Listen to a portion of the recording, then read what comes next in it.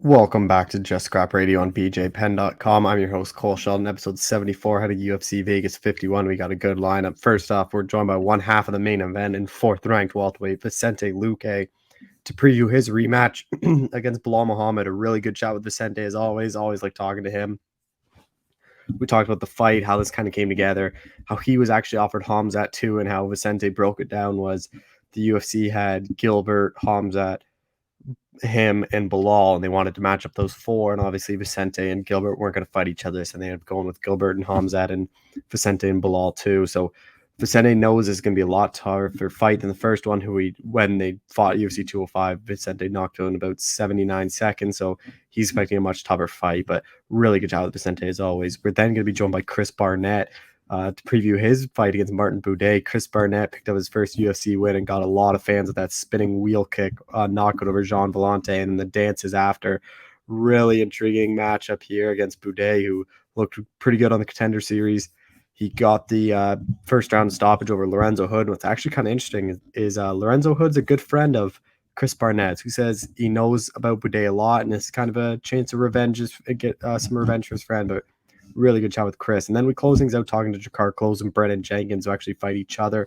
Drakkar's finally back. He has not fought since UFC 248 when he suffered that knockout loss to Beneil Dariush back in March of 2020. Since then, February 2021, Jai Herbert withdrew that same card, and then he fights Luis Pena, weighs in, and after weigh-ins his cornerman test positive, that fight's scrapped. And then 2 months later against Jeremy Stevens, he gets shoved at weigh-ins, that fight scrapped. So he's made weight twice, hasn't been able to step in the octagon. And really intriguing talk from Drakkar about kind of what happened since that Stevens push. He's still dealing with a lot of effects. He's still really angry about what happened. He thinks it's going to be something that's going to affect him for the rest of his life. So we're really intrigued with that. And then we talked to Brandon Jenkins to preview this fight. Made his UFC debut on about 3 or 4 days' notice. Suffered that third round TKO loss to Zhu Rong. Prior to that, he knocked out Jacob Kilburn with a flying knee in PFL, a former UFC fighter. That's what got him into the promotion. We kind of talked about Brandon, why he decided not to stick around with that PFL season and why he asked for his release after that knockout. But really good chat with Brandon, who's looking to pick up that first UFC win. But be sure to share the show, subscribe. Thank you all for listening. Be sure to tune in next week for another episode of Just Scrap Radio. All right, we're joined by UFC welterweight Vicente Luque, who's headlining a card upcoming. Vicente, how's it going, man? All going good, man. Nice to be here again. And yeah, it's going to be a good fight. Whenever I'm in action, I know it's going to be an exciting fight. And to be part of a main event it's a dream.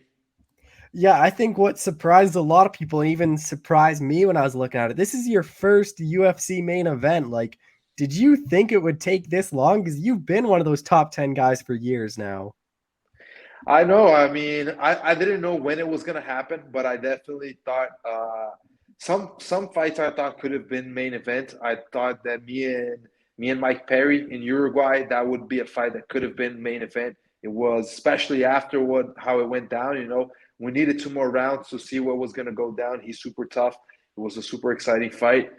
And yeah, I mean, it took a while, but now it's here. Now I get to fight 5 rounds and put on a great show for everybody. And with this Bilal Muhammad rematch, the way I kind of have been told is the UFC wanted to match up you, Bilal, Hamzat, and Gilbert some way between you four, and obviously you and Gilbert weren't going to fight. So, like, was it then always Bilal, or were you offered Hamzat originally?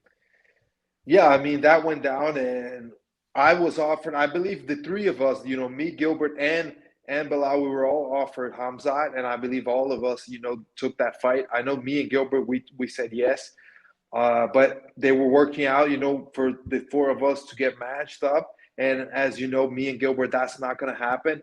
And it ended up like I would get one of them, and Gilbert would get the other of them, and it worked out that I got Bilal, Gilbert got Hamzat. I don't know what exactly was the reason for the fight against Hamzat not go through, but at the same time, I'm excited to fight Bilal. I think it's a great fight. Both of us, are top five. We are coming on good win streak, so I think it's a fight that makes a lot of sense in the division, and definitely it's going to be a big important fight for the division.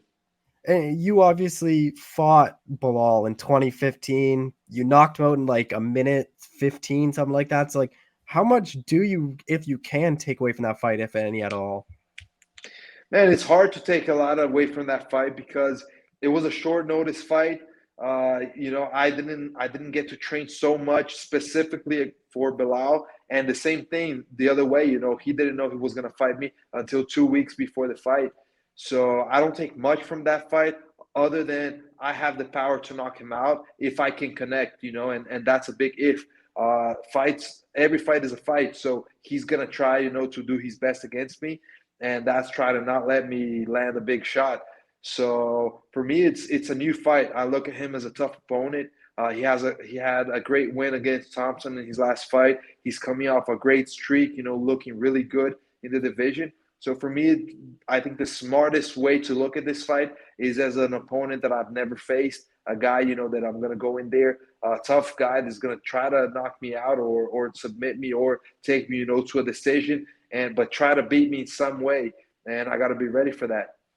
And how much better do you think both of you guys have gotten since then? Because since then, like, Bilal's gone on this really nice streak, like only lost to Jeff Neal and no contest to Edwards. And same with you, like you both have been on these long winning streaks and only lost to Edwards and Thompson. Yeah, I mean, I think that both of us developed a lot, and that's why at this point, I think it makes a lot of sense to have this rematch. We're new fighters. We're fighters, on the top of the division right now, looking great, showing our improvement, and showing that we can really be title challengers. And I think that's what we're gonna be fighting for, for a possibility to go for the title or to get really close to that title fight. And with a main event, like, what is the excitement like when you found out it was main event? Like, you're gonna be on the poster, like 5 rounds, the whole card is around you and Bilal. Yeah, I think that's awesome, man. It's a dream for me. I've always, looked up to being a main event one day, especially because I know that the fans are going to be, tuning in to watch me fight, and I'm always looking to put on the best fights for the fans. So to be the main event, to be the fight that everybody's gonna, wait all night to watch, that's awesome, and it just gives me more motivation to step in there, put on the best that I can in the fight, and look to finish every single minute of the fight.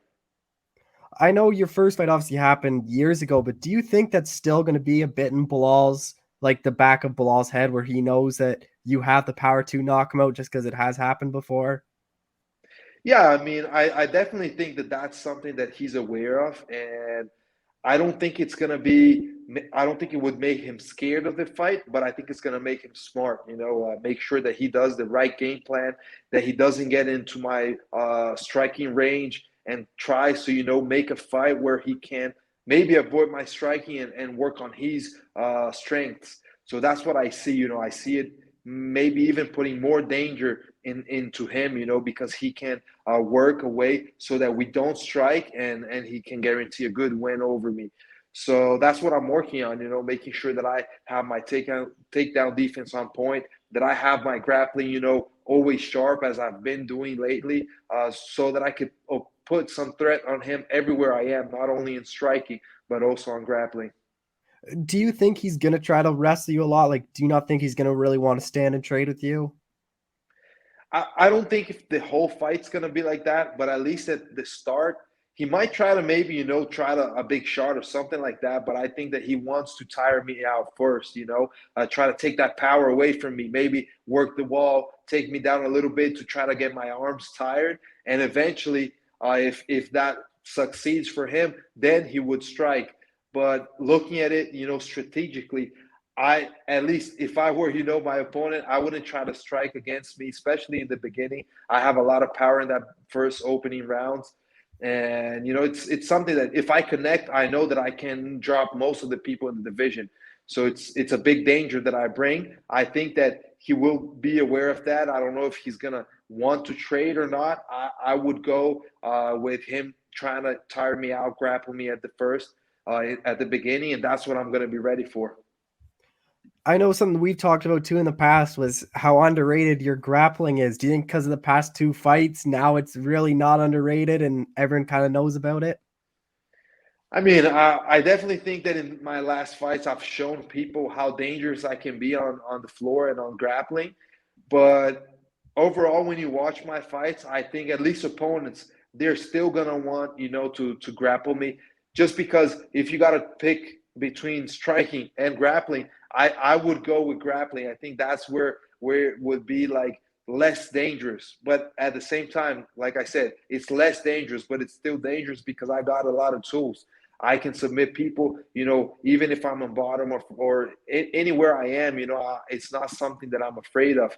So that's why I fight the way I do. I go out there looking for finishes because I trust my game. I trust that I can grapple or I can strike and I can finish people anywhere I am. And now being main event, like going 5 rounds, does that change your training or how you prepare for the fight at all? Yeah, I mean, it has changed a lot, and that's something I really enjoyed from this because I want to fight for a title eventually. And when I do, it's going to be a 5 round fight. So being able to do that before it's a title fight, I think it's really good, to get used to this kind of training camp. I mean, it's tiring, it is definitely different. I go many more rounds in every session. Strength and conditioning is very different now, it's much harder, but at the same time, it's something that is getting me ready for the fight. I feel really confident with my cardio, with how I'm looking physically. So that's something that I think it's an improvement, and I'm going to show it in the fight. Last couple fights, I remember you did in Brazil. Is this one back in Brazil or are you at Sanford? Yeah, I'm in Brazil right now, but in January, I was the whole month of January in at Sanford. So I like to mix it up, and I was able to work with a lot of guys over there, and it's always good to be at Sanford. There's so much talent, not only with the coaches, they're great coaches, but also all the talent that there is there. So many 170 guys that I can train with. And so that was January for me. And February, I came over here to have the rest of my training camp over here in Brazil, just because here I can really focus on myself and what I'm gonna do specifically for the fight. And I'm close to my family. I have my gym Serato MMA where all the coaches are making sure they're watching my opponent, they're studying my opponent. I get some sparring partners that emulate my opponent, so that's really good for me. I feel at home over here when it's training camp, but never I will stop training at Sanford because they also keep me up sharp always. How do you kind of see this one playing out? Because whenever you fight, like I think the fans are always expecting a finish from you. Yeah, I mean, I do see a finish for myself in every single fight I'm in. I wouldn't say this one would be as quick as the first one. I don't think it's going to be a first round finish. I think it's going to be a harder fight. Definitely Bilal has been improving a lot through the years. He's a tough opponent. He wants revenge. I beat him the first time, so he's definitely training hard, to beat me now.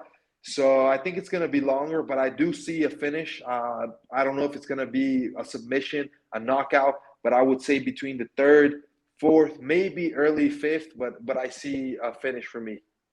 Oh, what do you think a win does for you? Because we're doing this before Gilbert Hamzat's fight, where I think if you go there and finish Bilal and Gilbert beats Hamzat, I think you would get that next shot just because I don't know if they go back to Gilbert so quickly again. It's like, do you think like a win here gets you a title shot, or do you think you probably need one more?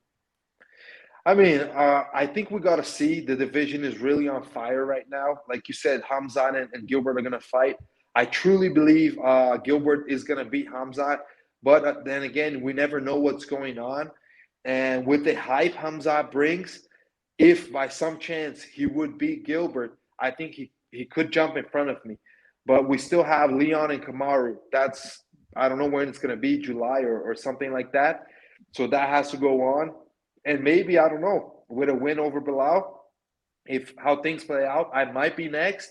But if I'm not next, I'm definitely not going to just sit and wait to see what's going to happen. I'm going to look to fight whoever I got to fight. If Hamzat is the guy that is going to be next, I'll try to fight him. If not, if I got to stay active and fight somebody, I will be ready to fight. I can also stay ready, for maybe to be a substitute in the title fight. We'll see what's going to go on. It's hard to predict right now, But the first task that I have is to beat Bilal, and that's not an easy task. I got to be ready and focus for that. Your last fight was obviously in Houston in front of fans. Like, is it going to be weird going back to the Apex after just experiencing that crowd atmosphere?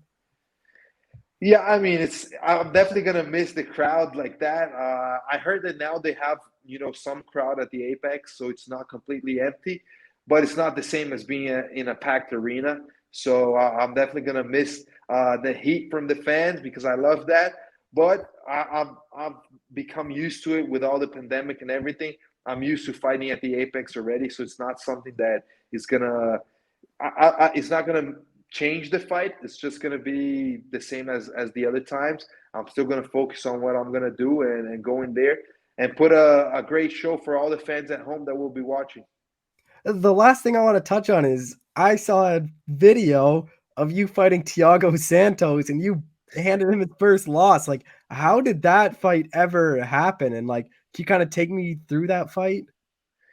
So that was early in both of our careers, and I don't remember, I was training and I got this fight. I think it was maybe 3 weeks notice, something like that. And we knew he was a striker, and that's why we took the fight. I'm a striker as well, and we said, okay, 3 weeks, but it's a striker. It makes sense. It's kind of your same game. It's not going to be a big deal. So we go in there, we fly. So when I get there to the city we were going to fight in, I arrived late, so I wasn't able to weigh in and make the face off. So I just weighed in and head back to the hotel, did my recovery, and the only moment I saw my opponent was at the moment of the fight. When I saw Thiago, and he wasn't like he is now, but he was a big guy already. And I looked at him and I was like, man, what did I get myself into? I'm fighting this huge guy. It doesn't make sense. So I thought in my mind, I got to go in there, knock him out as quick as I can, and hopefully, not get hit. And it worked out. I think it was like 15 seconds, 20 seconds. It was really quick, and it was a big win. That was a win that later on, when they were considering putting me on the Ultimate Fighter, they saw that I had that big win. Thiago was already in the UFC, and they really saw that, yeah, it made sense to have me.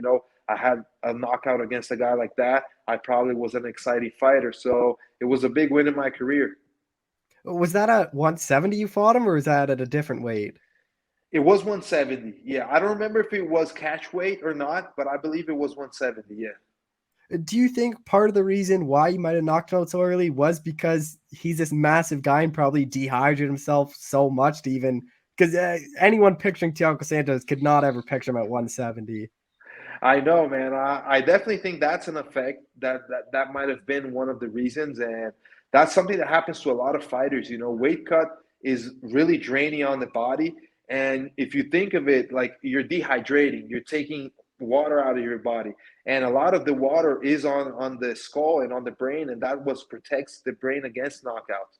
So definitely, if you lose too much weight, that's not something good. And you see, after he moved to middleweight and eventually to light heavyweight, he has been looking great. So yeah, I think that 170 was not for him. Did you always know after that fight, like that guy was like, even before the fight, did you know like he was going to be this good? I mean, I knew he was a really good fighter. He was a big name when I fought him. He was a big name. He was undefeated over here in Brazil, and he was one of the guys that they were looking like to put in the UFC. The UFC had eyes on him already, so I knew that he would eventually get there, and to have a win over him was something that I was really proud about. Well, Vicente, I appreciate the time. Thank you so much for doing this again. Thank you. I appreciate the time as well. All right, we're joined by UFC heavyweight Chris Barnett. Chris, how's it going, man? Man, I'm here. Can't complain, sir. Thanks for having me. Yeah, no problem. Obviously, you're set for your third UFC fight. Like, I just kind of want to touch on your last one quickly. Like, obviously, a highly real knockout, the celebration. Like, I had friends over that night that only came over for the pay per view, and when they came over, they're like, "Did you see this knockout and his celebration?" How many like fans and like more followers did you kind of get after that one? There's like a thing online that said I went from 44,000 to like 170K that night, like that within that 24-hour span. So it blew up real quick, but it's it wasn't like, I don't want to say it was a lot of fans or whatever, but I was kind of used to getting the encore of love because I've done crazy stuff like that before, spinning kicks, tornado kicks, all this stuff before, and got the same kind of feedback, but not with such of a wave. That UFC wave is completely different. But yeah, we jumped up real quick on that one. And was this about the right time frame for you, April 16th, or were you hoping to return a bit sooner? I thought we were gonna get some things done a little sooner, but I don't know if anybody saw Carlos Felipe just tested positive for some stuff. I don't know what it was exactly, but he tested positive for some stuff. That was hopefully my next fight, because him being a higher ranked, fighter, he moves you up faster. But yeah, no, it is what it is. Like, I really wanted to fight what was it, November, December, January, maybe late February. That's what maybe late February, early February is what I wanted, but things happen. Like, I actually could have had something, but the guy I was supposed to fight ended up getting hurt. They kind of pushed it back. They threw somebody else at me, and I was like, well, now my knee's messed up, type thing. So it was supposed to be a little bit sooner, but yeah, with the timing with this actually worked out well, and then the opponent actually worked out very well too. Yeah, because I talked to Jared Van Dare before his fight, and he was kind of saying how you two kind of agreed to something in January, and then it kind of fell through. Yeah, that was the guy who just got beat by Andre Arlovski, right? Yeah. Yeah, so I initially signed to fight a guy named Ike something. Villanueva? Yeah. He fights at 205 and heavyweight. Yeah. And since we're all being honest here, the fight for him, what we had planned, there was definitely there was like a 80-20 victory, type thing there. With Jared, they're great fighter, good he's all around, you know what I mean? So with that fight, it was like I need to make sure I'm 100%. With Ike, I know I wasn't 100%.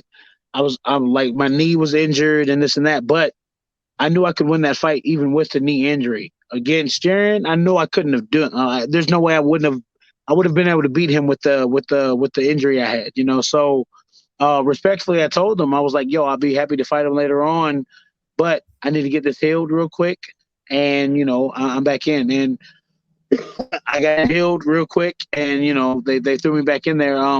He ended up fighting Andre Arlovski, so what I mean, that put us on different paths or whatever. But yeah, to me that would have been a good fight also, but I knew I was injured. Ike, different fighter, the way he fights, I know we had a different game plan for that. Even injured, I was still willing to take that fight. With Jaron, you got to respect that, So yeah, that was the whole toss up on that one. And with this opponent, Martin Boudet, like UFC debut, how much do you know about him? What's crazy is he beat my friend Lorenzo Hood for the Contender Series. DC called me out. He was like, you have a story for everybody. You got a story for this guy. You got a story for that guy. You got a story for that guy. I've been in this game now like 11, 12 years now. You know what I mean? So I've touched a lot of people. I've been around a lot of people. And me and Lorenzo Hood actually met in Florida a long time ago. He was technically like a Black Zillion the same time I was. And then again, I'll say about 2019. We end up fighting on a random bare knuckle fist card or whatever together. We linked back up there, and I don't like, we talked, we were gonna, we're supposed to do this and that. I turn on Dana White Contender Series, and there he is fighting Martin Buday, and I'm like, oh. If you watch that fight, I can say that wasn't the Lorenzo I've ever trained with. Oh man, sorry. What went on in that fight was, I don't know. It was weird to watch because that wasn't Lorenzo. That wasn't Lorenzo at all. The Lorenzo I've trained with and seen fight before. He looked completely different, and then it made Martin look like a man. He looked like a monster. You know what I mean? Like, who makes somebody tap on the cage with knees, right? Like that was crazy. He was kneeing Lorenzo, and Lorenzo on the cage. So to watch that fight, to go back, look at it, and then to go back and watch the rest of the rest of his fights, there's a certain pattern. Like he says he's a jiu-jitsu guy, but he's got so many finishes standing up. You know what I mean? But yeah, to boil back down, the fight with him coming up is gonna be.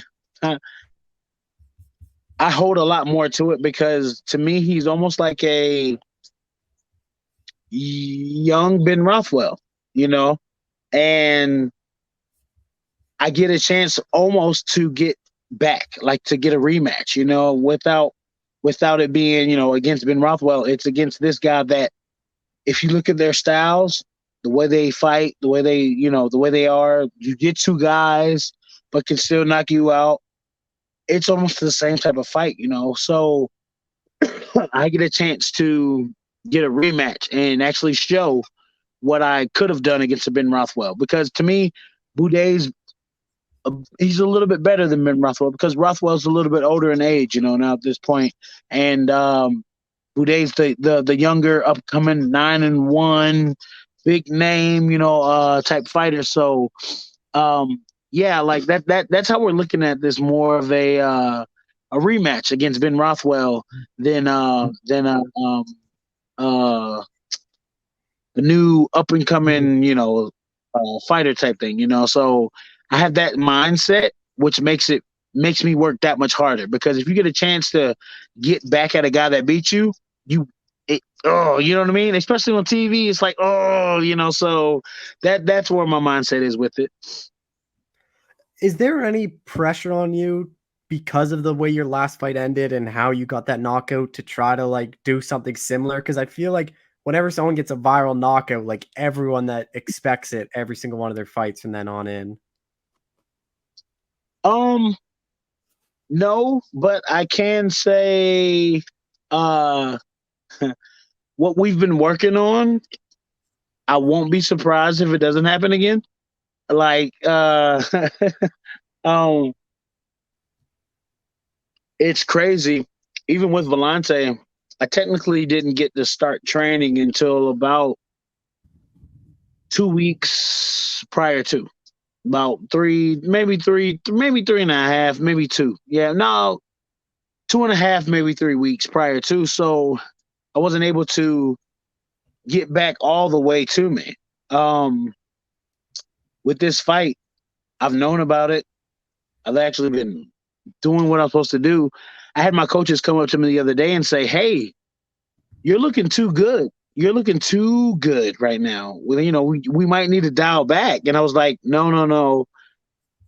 We need to move on to something else. So we've done this. So let's get better at this. So let's do this. Let's do this. You know what I mean? They didn't want me to peak or whatever. So, my camp is going amazing, and the big difference between that last one and this one,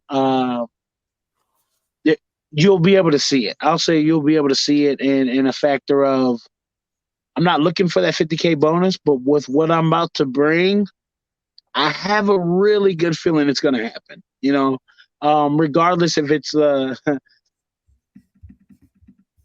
I don't want to say a spinning kick, but I've been working a lot on hands and stuff, and there might be the Taekwondo guy might have a good hand knockout, with this one. So, but yeah, no, No pressure, no pressure really from the last one. It actually makes me want to do better in this next one. I'm willing to take that risk to get that, to get that extra bonus now. How do you kind of see it playing out? Like you kind of hinted there, you think the knockout's coming. Is that kind of how you see yourself winning this one? Here's the thing with this guy. He can take a punch. He can take a punch. Again, watching that Lorenzo fight, Lorenzo cracked him with a big left, and he just kind of looked at him. One reason why, if you actually go back and ask Martin Buday, he was supposed to fight me a lot sooner, but he couldn't because Lorenzo broke his nose during that fight with that punch, So to knock him out, not to say that's always the goal, but even ground wise now, like I know he's a brown belt or whatever.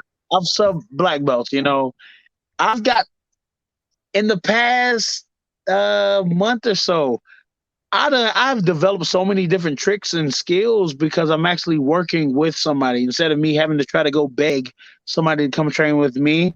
I've got people coming to me now and they're showing me things. And it's like, oh my God, where were you guys at 5 years ago? So even it goes to the ground, I've got I've never felt more confident in every aspect of MMA. Normally it's like, oh, if I don't land this big overhand right, I don't know what's going to happen. With a guy like Buday, who can take a punch, who can, maybe stop a submission and do this, I can't wait. I can't wait because we've got our punches to go to the wrestling, to go to submission. If the submission doesn't work, to do this, to work back up, to stand back up. The pressure I'm going to put on is completely different from what I know he's felt before, and if he can take it, cool. But I don't think there's going to be a lot of people that can deal with what I'm coming with now. I've been at these camps with these other guys with this same type of mentality, and they've told me. I've been with the 5-time UFC champ, and he's told me, yo, when you pressure me, that's different. I've been with the Overeems. When you pressure me, it's different. I'm learning now to get that pressure under control with the cardio.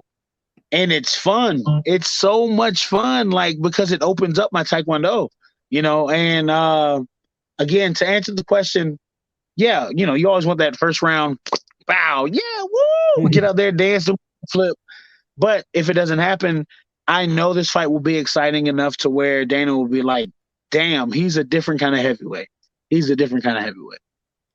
If you go out there and finish him, where do you think that puts you in the division? It's weird because he's a up and comer, but he is 9-1. You never want to get tagged as a gatekeeper or whatever, but I'm also a fan favorite. So it's more or less of where they put me. Now I got some crazy fans talking about I need to fight Derek Lewis right now and Bam Bam. And I'm like, yo, chill. Let me walk before y'all try to make me run, But honestly, I think with a fight like this, it just keeps building onto the stock to where it puts me next to that, the next quote unquote, not big name. I think after this one, big win. You know what I mean? You don't really have a choice but to put me in those other fights because of what I'm bringing behind it. Even if I'm sloppy and this and that, I've got a fan wave that loves me to death, and the UFC sees that. And so it's if we put him in this fight, he has a great chance of winning. He might look sloppy doing it, but damn it, he might win. And the fans that are going to come with it, So that's kind of the wave that I'm in. As long as I can keep proving to them that I'm going to go out there and put on a great show and a great fight, that's my overall goal. But as long as I'm winning behind it, that's more or less their options of what it is. I don't care if they, keep me on the slow track to it, or if they were like, hey, next week we need you to fight Derek Lewis here. And I'm like, okay. And they know that. They know I'm just the guy that I'm more than happy to make sure the organization runs smooth. Just last thing, I imagine you get the win, the dance moves have to come out, but is there going to be a call out after the dance moves? I'm respectful. the person I would have called out tested positive for some stuff. Yeah. So I didn't call him out. But yeah, that honestly would have been my next call out. I won that one fight in New York, and I tried to call out like Walt Harris and everybody, and they weren't hearing it. So I've learned I'm gonna run my race, and if they give me a detour, I'll take it. But until then, I'll stay on my own path. Well, Chris, I appreciate the time. Thank you so much for doing this. Man, no problem at all. I'm sorry I was late. Yeah. All right, we're joined by UFC lightweight Drakkar Klose, who's finally back in action. Drakkar, how's it going, man? I'm doing great. I'm not back in the action yet not until yet. I step into that cage. So yeah, like we've done probably about 3 interviews since your last fight, previewing fights that never have ended up happening. Like, how frustrating has this past 2 years been for you? man, a lot of ups and downs. But everything happens for a reason. So hopefully it's in my favor. With that Stevens fight, after he pushed you, I know you got whiplash and all that. How long did it take you to recover from that? I mean, the damage was done. You know what I mean? I'm not still 100% from that. You know what I mean? It's something I'm probably gonna have to need surgery on. Eventually here. But I told myself if I have to get surgery, I'm just gonna call it quits. So just try to manage it and do all the therapy and all that stuff. So. And I don't think people realize you're dehydrated when that happens, and it's a lot easier to get injured and knocked out and all that stuff when you're dehydrated. Yeah, that's the last thing I want to do is be touched. You know what I mean? It's crazy because all week, you know what I mean, he was being all buddy, and then come weigh-in days, his whole attitude changes. But I wish he would have just kept that same energy, leading up, because I'd have never went in there with my guard down. Are you disappointed he ended up getting cut from the UFC and go to PFL so you can't get that fight back? It is what it is. You know what I mean? It was just it's a bitch move. You know what I mean? It's a cheap shot. I've done some dirty stuff in the streets before, and that was definitely something dirty. And with this one, are you surprised you're fighting Brandon Jenkins? He's 0-1 in the UFC, and you're a guy that just fought Beneil Dariush and was supposed to be matched up against guys like Jeremy Stevens and Jai Herbert and kind of those guys. I don't ask any questions. They give me a name, and I just say yes to it. So. With this one, what did you make of his debut? That's a fight he took on, I think a day and a half notice, something like that, and he fought a pretty good guy in Zhurong. Be honest, I have not watched that fight. I let my coaches, study him. I'm pretty sure I've sparred with him up at Syndicate before. I just don't remember him. So. How much do you know about him and his kind of style then? He just awkward, does awkward things, but he gets hit a lot. And just got to be worried about him doing something spinny. But I fought Londo that does that, Mark Diakese, so it shouldn't be a big deal. With this one too, everyone kind of talked about ring rust, and you haven't fought in 2 years. Do you think that's going to be a factor? Hopefully not. I train with some of the best. You know what I mean?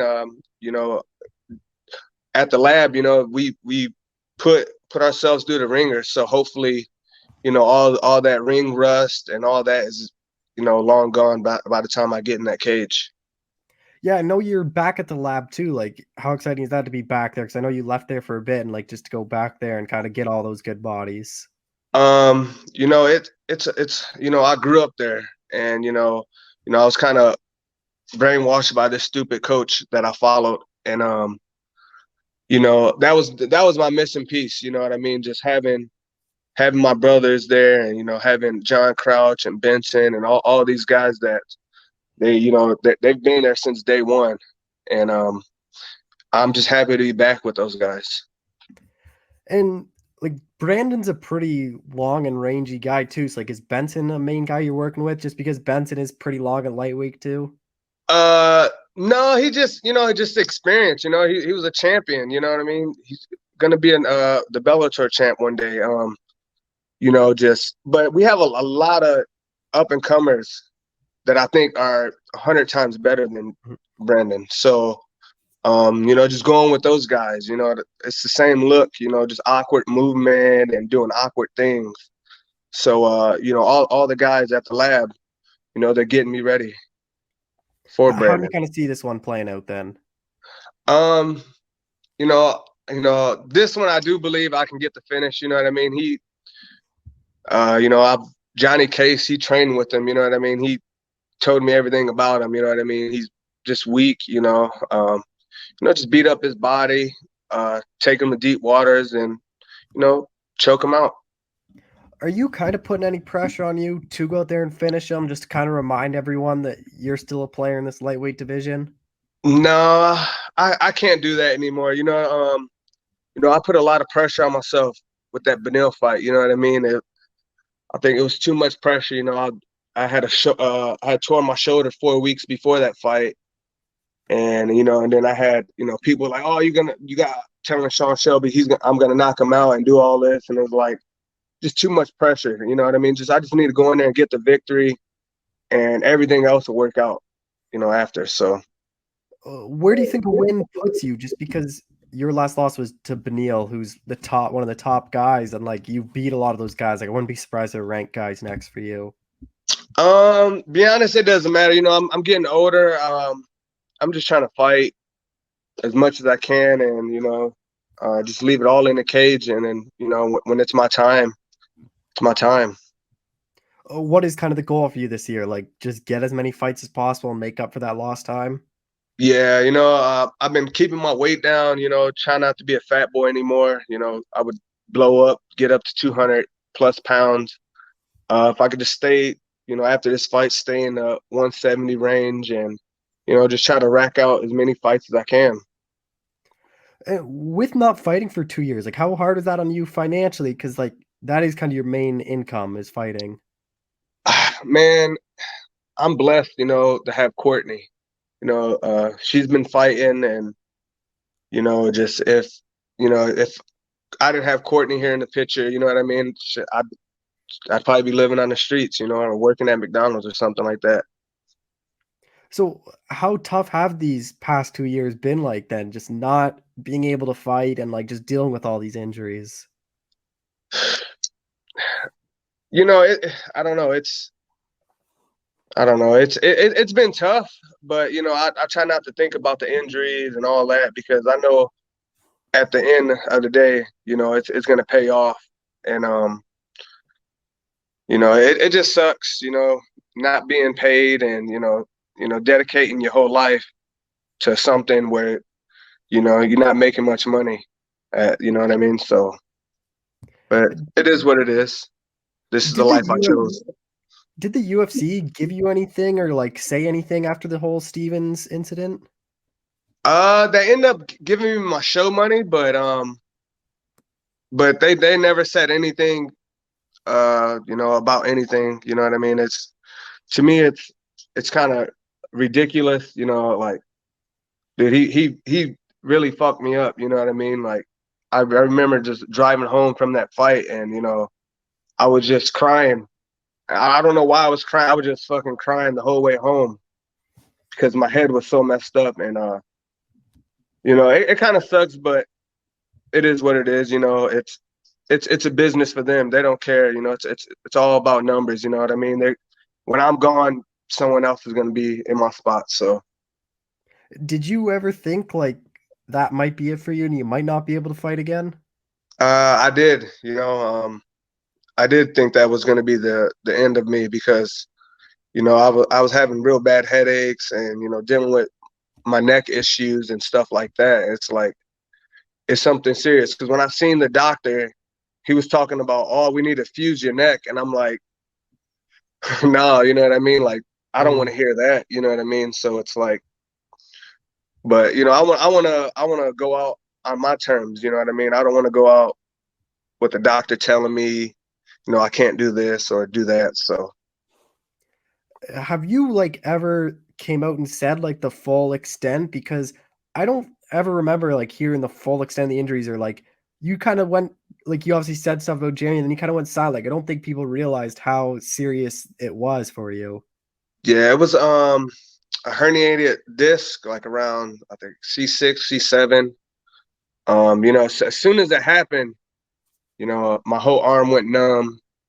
And then, later at night, you know what I mean, just things weren't right. And then I woke up, just with a real bad headache and couldn't really open up my eyes. And I don't know, there's a lot of other stuff that I'll probably say when I'm done fighting, Yeah. but, they paid me, so I'm just going to keep my mouth shut. Like, so you kind of even thought like that might be it for you, but now that you are healthy, like, is that fully behind you, or are you kind of already thinking like, when am I going to be done? No. That's behind me. It is what it is. You know what I mean? The damage is done. You know what I mean? It's just like when you take hits, that was just an unnecessary hit that I took. You know what I mean? Even after the Barnett, when I got knocked out, I was back in the gym Monday. You know what I mean? Because it wasn't as bad as, as being pushed when you're super dehydrated and you're not ready for something like that. And with this too, like being so long, like were you all open to like fighting at 70 and like just taking any short notice fight you could get? Even that what's his name, Ishmael, whatever the name is, I offered to fight him at a catch weight, you know what I mean? Like if it makes sense for me, why not, fight it? You know what I mean? I think I would have did 100 times better than Bobby Green. You know what I mean? He went up there and got taken down and then was hugging him after. Like, come on now, you in a fight and I'm not gonna hug a guy after he just beat my ass. Just last thing, like what's the ideal kind of goal for you this year? Like, is it a certain amount of fights, or is it just kind of get through this one, be healthy, and kind of see what happens? Just stay healthy, man. Do the things outside of camp, to keep my body in shape, and just try to rack off 3 to 4 fights, just in a row, and just keep rolling, and try to make it to the belt. But you know what I mean? You know how this game is. They got who they want. So just keep being me, because at the end of the day, that's all I can do.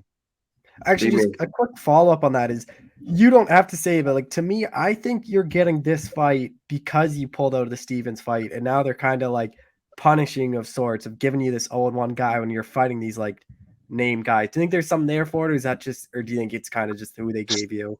So you think they're giving me to punish me? Yeah, because I think they were probably mad that fight never happened, and they were just gonna give you this guy. It's like that. That's kind of the way I thought of it when I saw this fight. Yeah, I mean, it's the fight game, man. If you want to be the best, you got to be willing to fight anyone.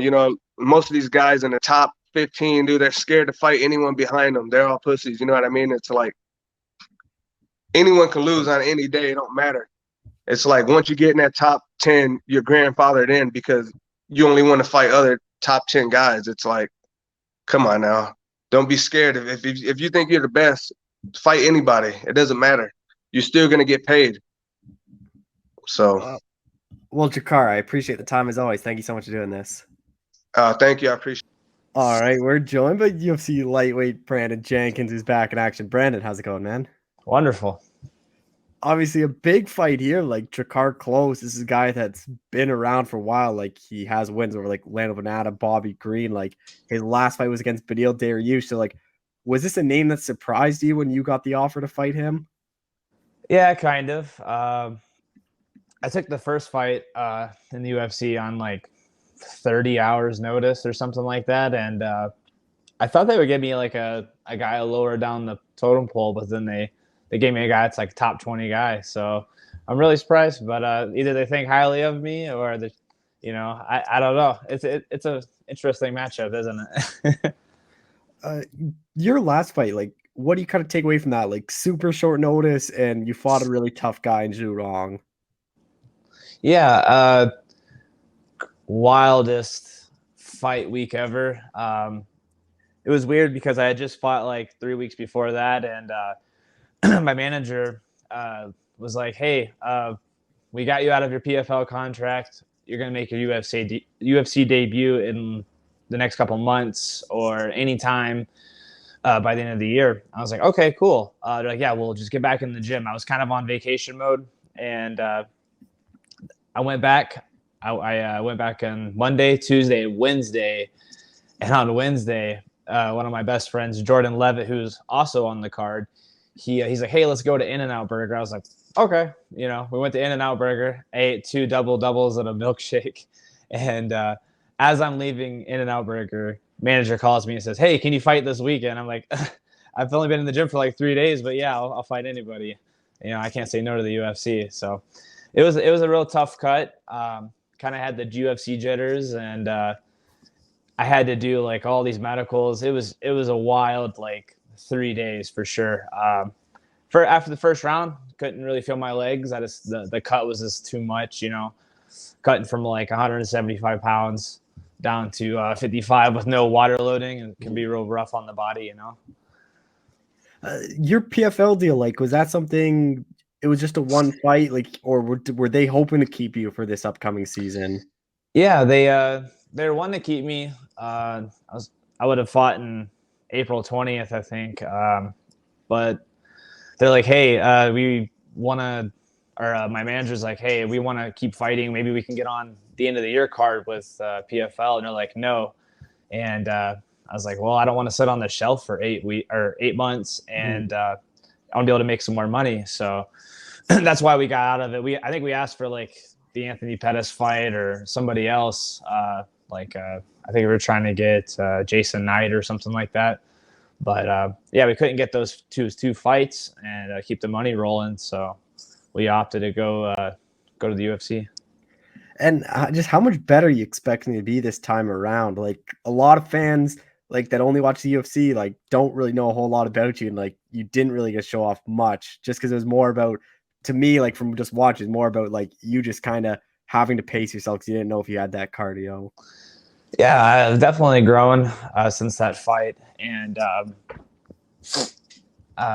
yeah, way better shape. I kind of leaned on the PI, the Performance Institute, and they helped with my weight cut. They put 9 pounds of muscle on me since September, so I'm gonna be in way better shape. Drakkar is he's a guy that comes forward, and I think we're gonna put on fight of the night, or one of us is going down for sure. I think it's a good fight for the fans. I think we might be able to bring the best out of each other. And how hard is it to prepare for Drakkar? Because like he hasn't fought since March of 2020. He just had like a string of bad luck where opponents have withdrew. Like he had a corner and test positive, and that whole like Jeremy Stevens shove that kind of like kept him out for a while because he had like whiplash. But he hasn't fought in over 2 years. The time you step in there, like how hard is it to prepare for a guy that hasn't fought in so long?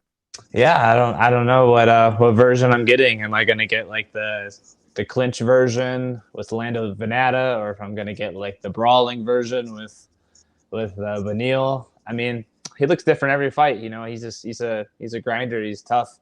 I don't think he's finished anybody in the UFC, but he's coming all 3 rounds. So I got to be in the best shape of my life.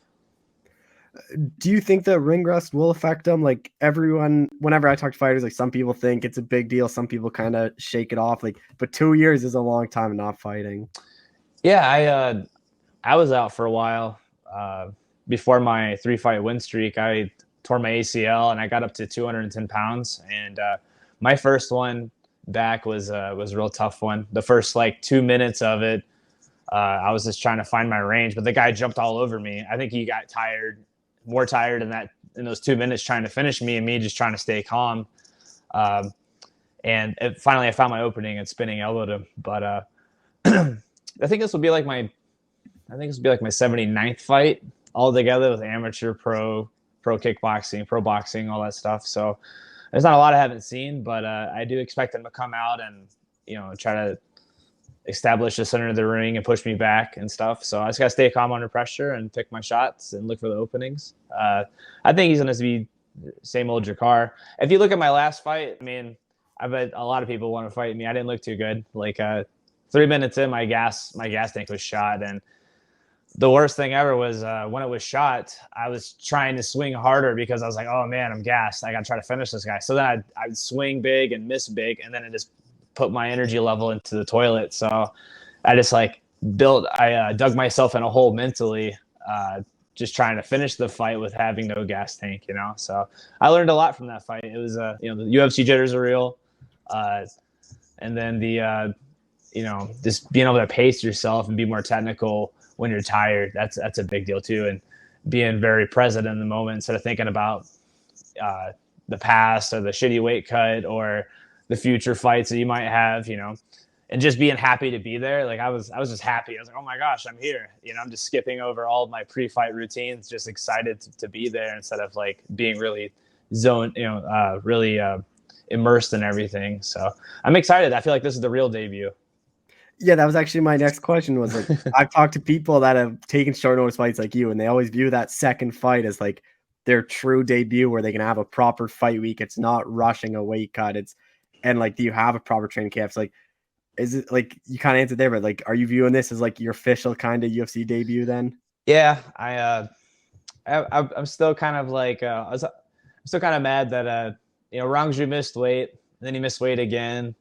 And then, I took the fight on 2 days notice, not even. And then he had 8 weeks, missed weight. And, I want to get that one back. I don't feel like he was like so much better than me. I just feel like I just felt like complete trash, and I'm hoping to show a better version of myself this time. And with not having to like do a terrible weight cut and like you can actually properly water load, like how much do you think that's going to benefit you in the fight? Because where I've talked to fighters, like it just takes your legs right out of it, and like you can't even feel your legs if you have like one of those bad weight cuts. Yeah, I've only missed weight once in all my pro fights, and I had a really bad stomach flu, and I think I missed by like half a pound. But yeah, it's terrible. Like especially in the third round, your legs just feel like they're 100 pounds, and I feel like my chin wasn't even as good. Like Rangju, I had just had a fight with Jacob Kilburn. He hit me like 18 times in that fight and didn't even wobble me once. And then Rangju hit me the first punch. I was like, oh, okay. Like I guess my chin is compromised from this weight cut also. Like it was a weird fight for sure. Like I'm bummed about it, but I'm excited to show the new me. How do you kind of see this one playing out? Just because Drakkar, like we kind of talked about, he's never finished anyone, but again, like he is a durable guy. Like Beneil's the first guy to finish him in the UFC. Yeah, it says a lot if you're going to decision a bunch, and in the UFC you're fighting the best fighters in the world. So, and I don't think he's really. I think he was probably the first time he's ever finished was by Beneil, and Beneil's number 3. So, yeah, I think he's a great fighter. I think he's durable. He's tough. He's gonna push the pace and stuff. You're a Vegas guy, but would you have rather been on like one of these cards in front of the fans? Yeah, of course.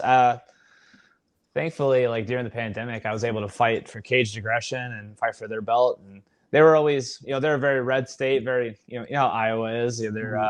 They're like hardworking guys. They're not shutting down nothing. So I got to fight in front of a crowd for 2 of my Caged Aggression fights, and then in Florida, they're also one of those states that's never closing. So I got to fight in front of a crowd in PFL. So this will be 2 in a row with no crowd. It's very weird. You can like hear your coaches and stuff like that, and I've got to corner Jordan Levitt a couple fights in a row, so it's cool. I think it's like almost like sparring. Like you can hear everything. I kind of like it, but at the same time, I am kind of a guy who feeds off the crowd, and I like those big finishes. And he's on the same card as you at Jordan. So how cool would that be? Like just sharing fight week and kind of getting ready. You guys are in the gym preparing for that exact same date. Yeah, it's been great. It was weird. He kind of jumped on a couple weeks ago, maybe a month ago.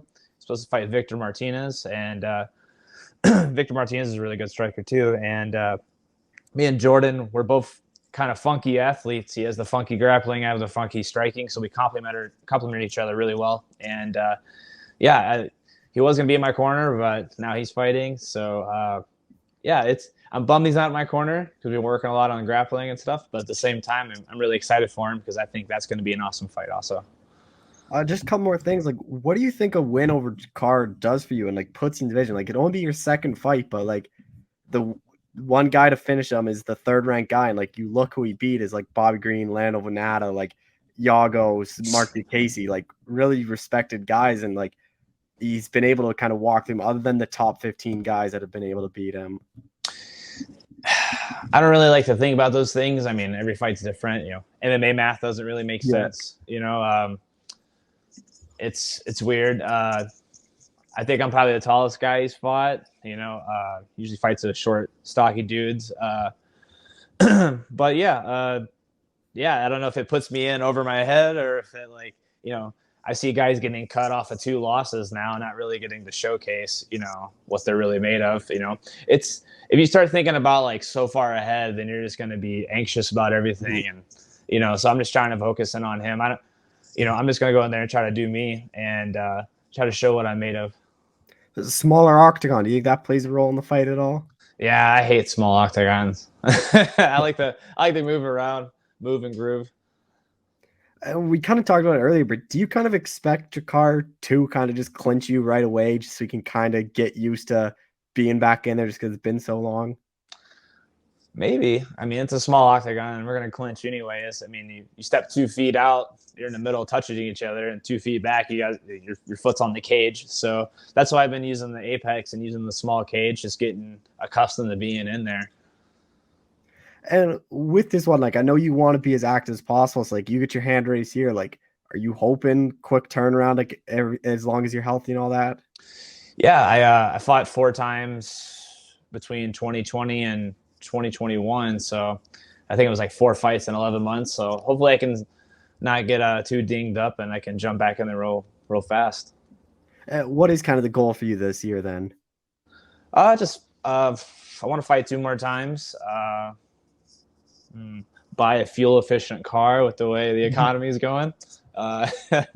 I just want to be able to show who I really am on the highest stage, Just 2 last things. Obviously, Jordan was supposed to be in your corner. So who is going to be your corner for this one?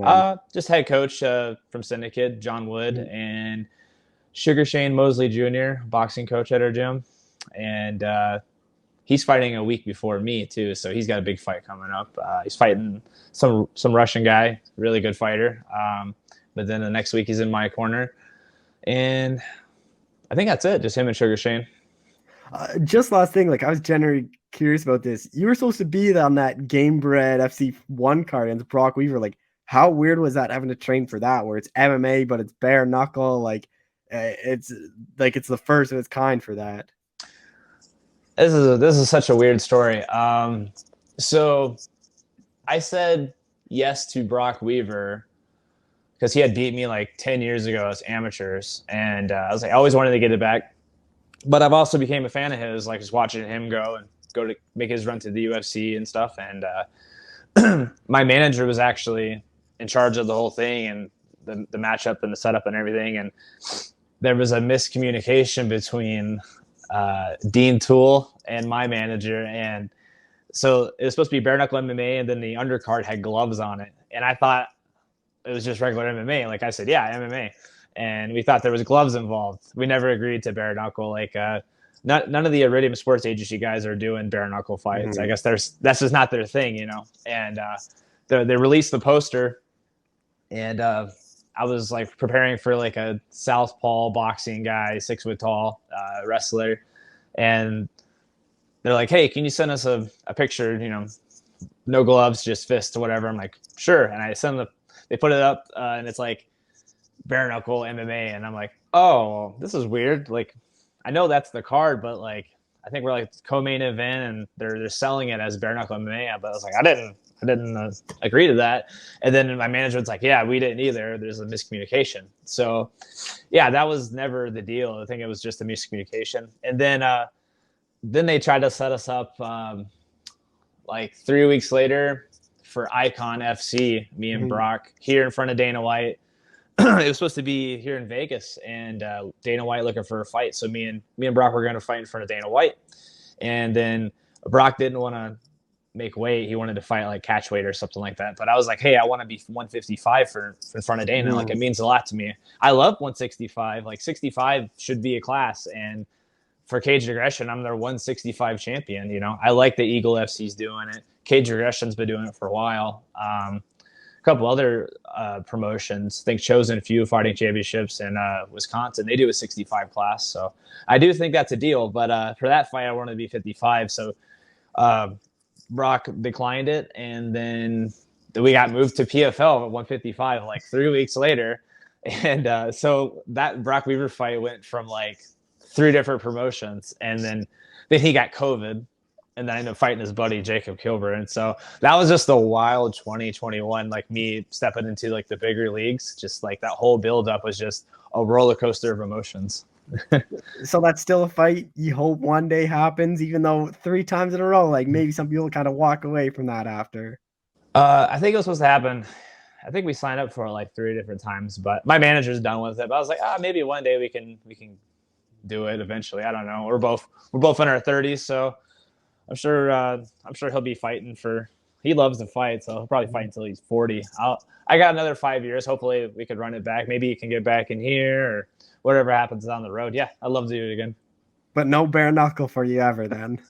I'm a crazy dude. I'm crazy. My coach John Woods like, you didn't hurry up and retire and come help me run the gym and coach and stuff like that. And I'm like, dude, I have so much more to do. Like, I gotta do the Lithway, which is like the Muay Thai fights with the headbutts. Yeah. I want to do that. That's on my list. I was like, I want to do a BKFC. Like, of course, I gotta do it, you know. And then there's anything with any kind of face punching, I'm down to do that. I still got like a bunch of more heart attacks to put him through before I retire. So yeah, if I want to do like the karate combat one, that one looks fun too. Like, I want to do everything. I'm a wild man.